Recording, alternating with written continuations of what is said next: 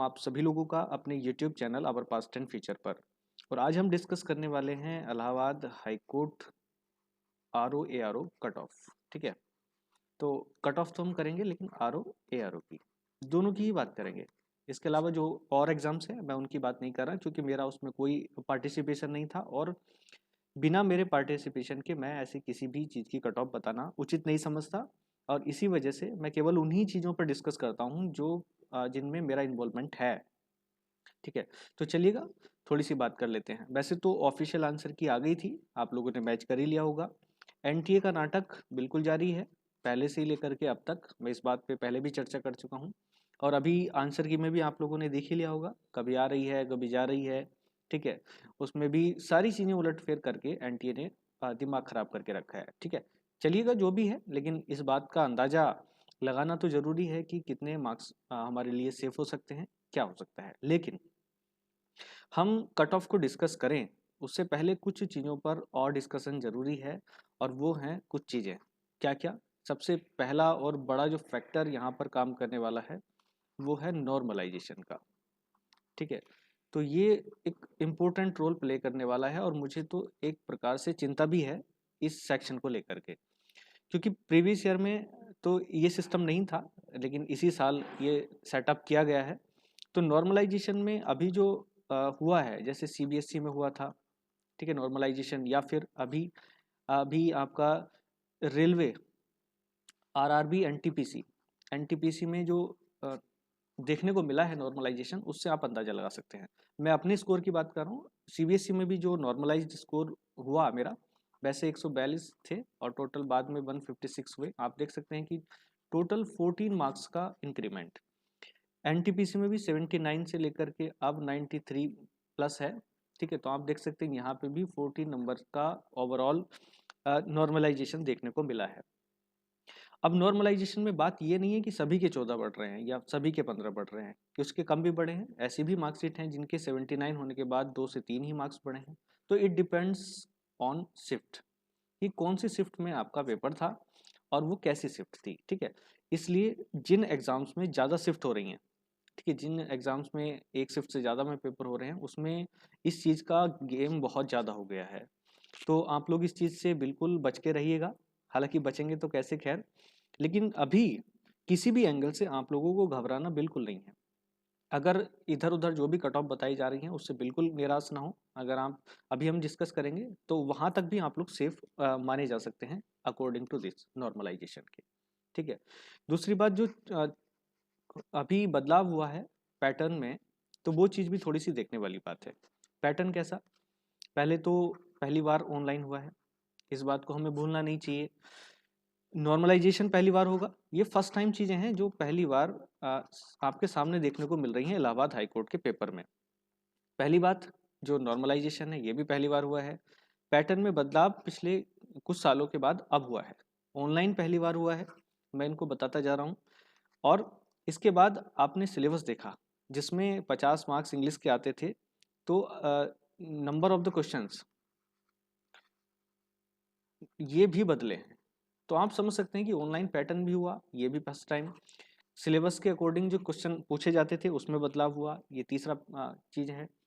और इसके बाद एक और चीज़ है, और हाँ, इन चीज़ों ने बहुत सारा फ़र्क डाला है। ऑनलाइन होने की वजह से बहुत सारा फ़र्क हुआ है, क्योंकि जो स्टेट के बच्चे थे ज़्यादातर वो ऑनलाइन के आदी नहीं हैं। और जो नंबर ऑफ द क्वेश्चंस हैं, जैसे सभी लोगों ने ज़्यादातर पहले इंग्लिश को तैयार करके रखा, लेकिन बाद में पता चला कि 8-10 सवाल ही अंग्रेजी के पूछे जा रहे हैं। तो इस बात को लेकर के भी बहुत सारे चेंजेस या बहुत सारी चीज़ें बदलाव हुई हैं। तो सेक्शन बढ़ा है किसका? ओवरऑल GS का। तो ये चीज़ भी फैक्टर करने वाली है इस बार के पेपर में।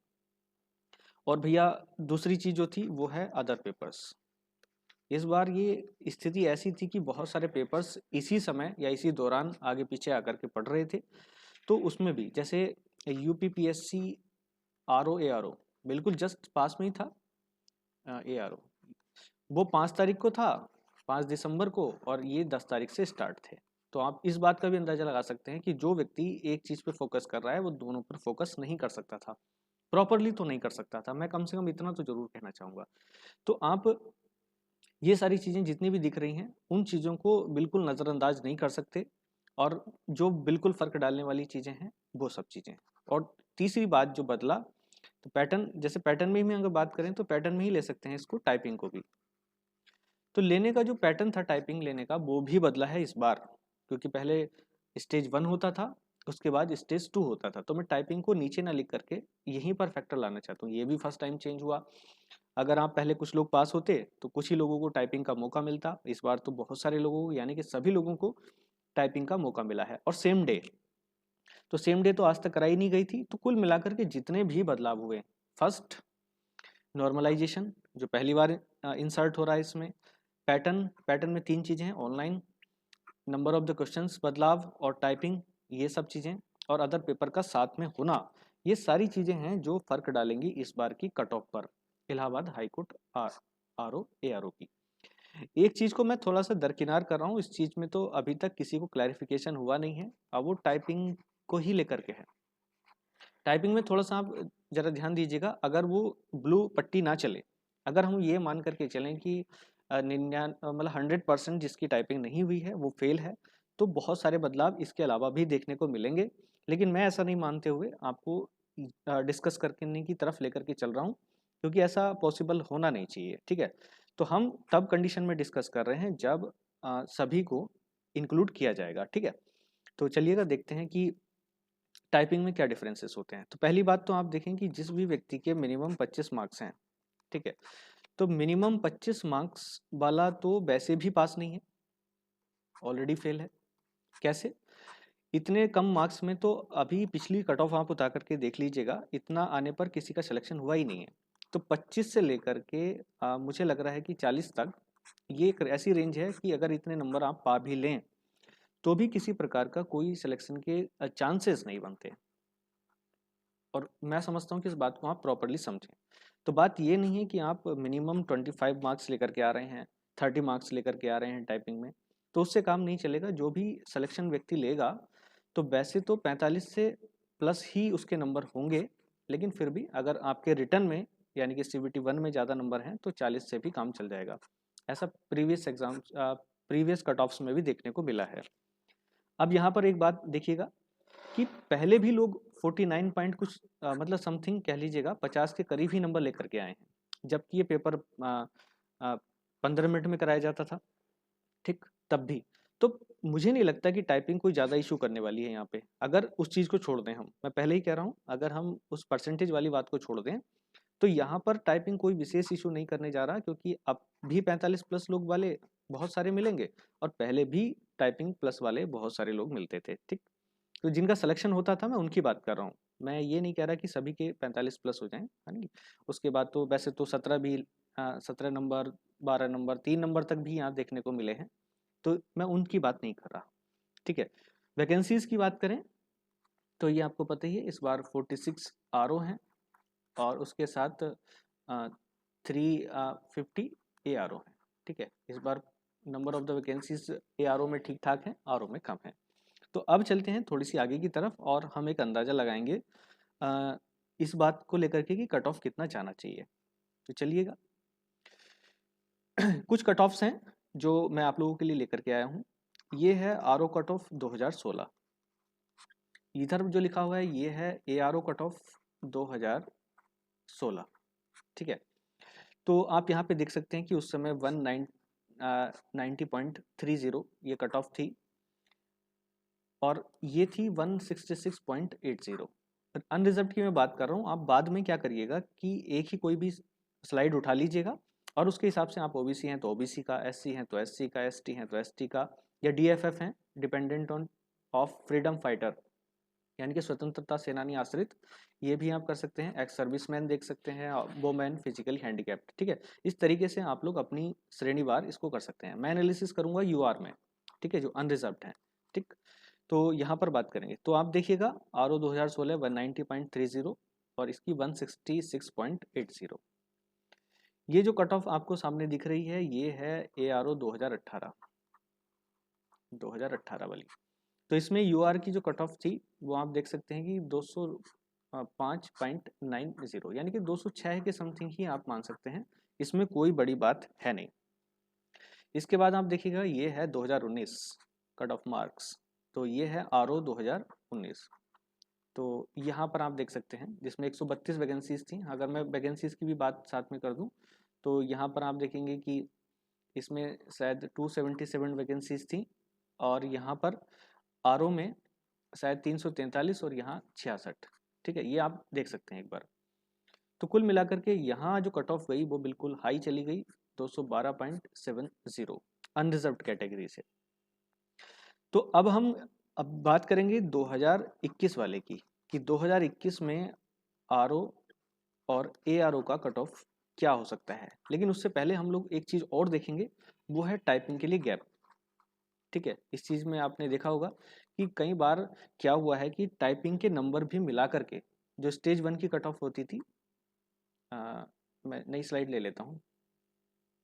ये क्या होता है कि जैसे CVT 1 प्लस टाइपिंग, तो पहले तो CVT नहीं होता था, तो पहले क्या होता था पेपर 1 और प्लस टाइपिंग, तो इनको मिलाकर के जो नंबर मिलते थे वो हो जाते थे आपका कट ऑफ के बराबर, लगभग कट ऑफ में, मतलब उतने में काम हो जाता था। कैसे कैसे, जरा पीछे थोड़ा सा देखिएगा, मैं बताता हूँ। जैसे अभी पिछली बार का आप देखिएगा ARO 2018, ज़्यादा पुरानी बात लेकर के जाने की जरूरत नहीं है। ARO 2018 तो आप देखेंगे उसमें 160 कट ऑफ गया और उसके बाद 46 मार्क्स अगर आप इसमें जोड़ेंगे तो 206, जो कि एक अच्छा खासा कट ऑफ था सिलेक्शन के लिए। ठीक है, 160 प्लस 46। जब आरओ 2019 आया तो उसमें आप देखेंगे कि 157 जनरल कैटेगरी प्लस और 50 भी अगर हम इसमें जोड़ दें तो भी यहाँ पर कोई सिस्टम हाथ आने को तैयार है नहीं। ठीक है, ये बैठता था 207, लेकिन मेरिट गई 212 पॉइंट कुछ। ठीक है, वो आप समझ सकते हैं। तो इतना गैप कैसे देखने को मिला, तो ये गैप था टाइपिंग का, क्योंकि टाइपिंग के लिए जो समय मिला 2019 के पेपर में, अब किसके कारण, कोविड की वजह से, तो उसने इतना गैप पैदा कर दिया कि सभी बच्चों को मौका मिल गया अपनी टाइपिंग को सुधारने का, और इसी वजह से ये कट ऑफ चली गई काफ़ी ऊपर। ठीक है, आप लोग देख सकते हैं। वैसे भी वैकेंसीज 132 थी, ज़्यादा नहीं थी उस समय, इस बार तो आप अंदाजा लगा सकते हैं। तो इतने सारे फैक्टर को ध्यान में रखते हो, कौन कौन से, नॉर्मलाइजेशन जो अभी पीछे हम बात कर रहे हैं, ऑनलाइन पेपर, उसके साथ आपकी टाइपिंग साथ में होना, ठीक, और नंबर ऑफ द क्वेश्चंस में बदलाव, नंबर ऑफ द क्वेश्चंस इनमें बदलाव। ठीक है, और दूसरे पेपरों का साथ में होना, इन सब फैक्टर्स को अगर हम लोग ध्यान में रखें तो मुझे लगता है कि कम से कम 5 से 7 नंबर का डिफरेंस पैदा होना चाहिए पिछली बार की अपेक्षा। तो जहां पिछली बार कट ऑफ गई थी 157, ठीक, तो आप इसमें से माइनस कर सकते हैं 5 से 7 नंबर। तो यानी कि मैं ये कह सकता हूँ कि लगभग 150 का जो स्कोर है ये आपके लिए अभी भी सुरक्षित है। अभी भी सुरक्षित होने का मतलब ये है क्योंकि अभी ये नॉर्मलाइज्ड स्कोर नहीं है। ठीक है, तो किसी के अगर मान लीजिएगा 140 भी हैं और 10 नंबर का इंक्रीमेंट होता है, क्योंकि बहुत बड़ा फर्क होता है, बहुत सारी शिफ्ट में एग्जाम हुआ है, तो यहाँ तक भी घबराएं बिल्कुल ना। अगर 140 भी आपके बन रहे हैं तो बिल्कुल डरने की आवश्यकता नहीं है, क्योंकि नॉर्मलाइज्ड स्कोर अभी आपका आया नहीं है। ठीक है, जब भी रिवाइज्ड आंसर की आएगी और उसके बाद आपका रिजल्ट आएगा तो आप खुद ही समझ सकते हैं इस बात को। लेकिन एक नॉर्मल जो रेंज हम पूछने वाली है उसको देखना है, वो रेंज अगर हमारी समझ में आ गई तो ये तो नहीं कहा जा सकता कि सिलेक्शन किसका होगा, लेकिन ये जरूर अंदाजा लगाया जा सकता है कि कितने नंबर पे होगा। तो मैं इसको एक बार साफ कर देता हूँ और दोबारा से हम लोग यहीं पर पहुँचते हैं और देखते हैं कि कितना स्कोर हमारा सेफ हो सकता है।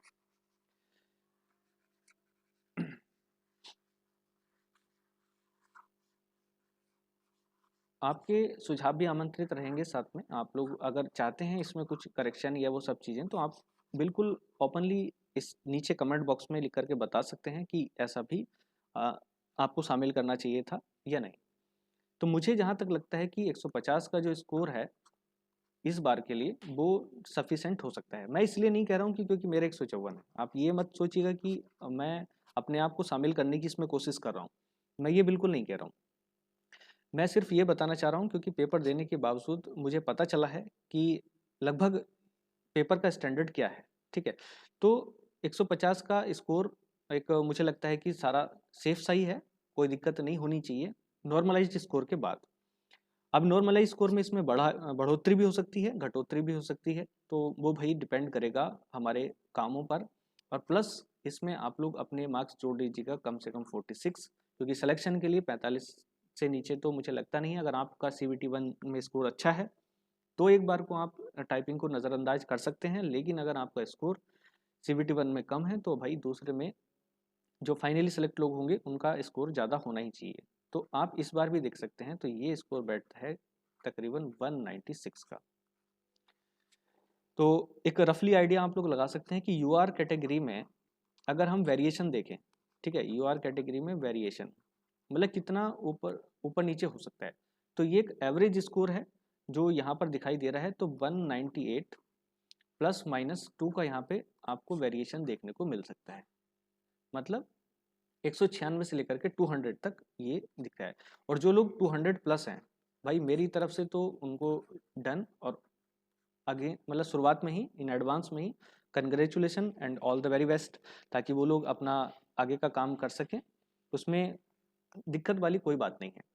लेकिन इसके अलावा जो और लोग हैं जिनका भी मार्क्स कम बैठ रहा है, भाई अगर किसी का 120 ही है तो आई कैन डू नथिंग, मैं भी कुछ नहीं कर सकता। और भाई इतने पे वो लोग भी समझदार होंगे या आप लोग भी समझदार होंगे कि इतना तो पॉसिबल नहीं है कि बिल्कुल ही काम खत्म हो जाए। तो ऐसा तो सिर्फ एक ही कंडीशन में हो सकता है कि जब आपका जो टाइपिंग वाला इशू है उसको बिल्कुल ही कह दिया जाए कि भाई 100 के अलावा कोई लिया ही नहीं जाएगा, तब तो पता नहीं क्या हो सकता है। लेकिन यहाँ पर मुझे अपना जो अनुभव लगा मैंने आप लोगों के साथ बिल्कुल शेयर किया। और हाँ, एक बात और, ना तो किसी के ज़्यादा नंबर से डरने की आवश्यकता है। कोई कहे कि मेरे 180-85 हैं तो भी डरने की आवश्यकता नहीं है, अभी नॉर्मलाइजेशन जिंदाबाद। और अगर किसी के 140 भी बन रहे हैं तो उसको भी डरने की आवश्यकता नहीं है, क्योंकि नॉर्मलाइजेशन जिंदाबाद। इस तरीके से आप लोगों को जब तक रिजल्ट नहीं आ जाता ये बिल्कुल नहीं स्वीकार करना कि हम लोग हार गए हैं, ठीक। और इसी तरीके से हम लोग आगे भी प्रयास करेंगे और जीते रहेंगे। चलिएगा, सभी लोग मिलकर के देखते हैं कि भविष्य में क्या होता है, कौन लोग जाते हैं कौन नहीं जाते हैं। और कोई भी चीज़ होगी आप लोग नीचे कमेंट बॉक्स में लिख के बताइएगा, ठीक है। और बाकी जो चर्चा होगी तभी करेंगे जब अपना अब रिजल्ट आएगा, और बीच में अगर कोई ज़रूरत पड़ी तभी हम बात करेंगे, वरना इस बारे में अब कोई बात नहीं। चलिएगा, नेक्स्ट वीडियो के साथ फिर मिलेंगे, तब तक के लिए धन्यवाद। जय हिंद।